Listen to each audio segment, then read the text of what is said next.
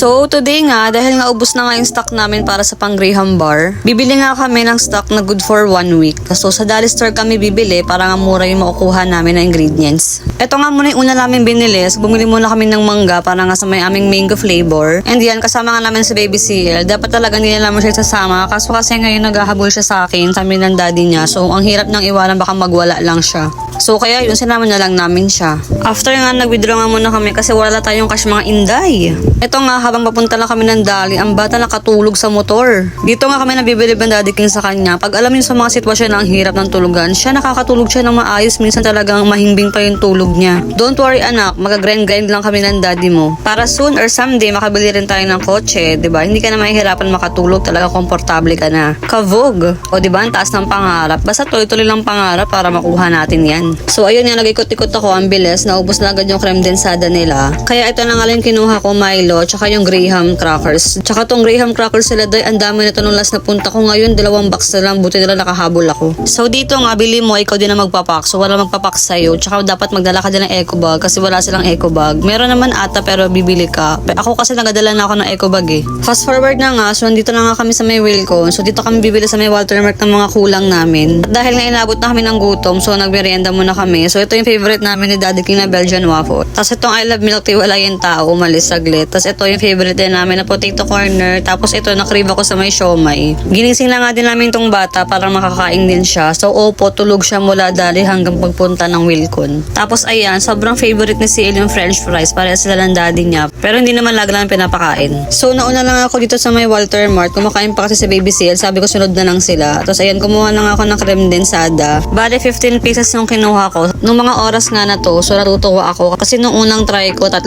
piraso lang binibili ko. Pero ngayon, tinan nyo, no, unti-unti ko na siya ng padamihin. Tapos sa mga susunod lang na linggo, ayan, naku, baka box-box na talaga tong bibilhin ko.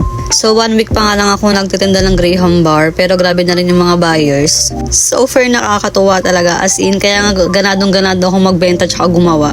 So itong araw nga, hindi nga ako nag-mind na may available na Graham bar, pero meron kami nakastock.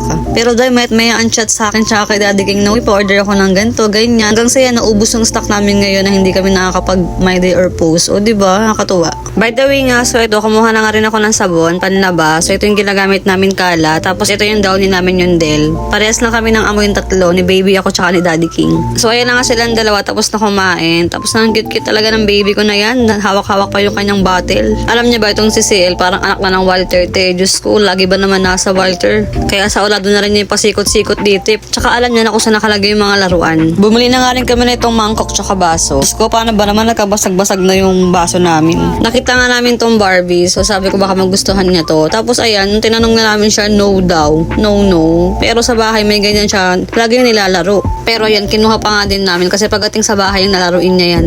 Ang cute mo talaga anak. So ayan, siya doon magpo-push. O diba?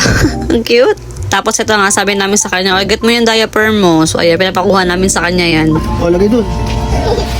Lagay. Hindi niya ako. Abot ka ito. Go. Game. Lagay mo dito. Kumakawala yung diaper mo ah.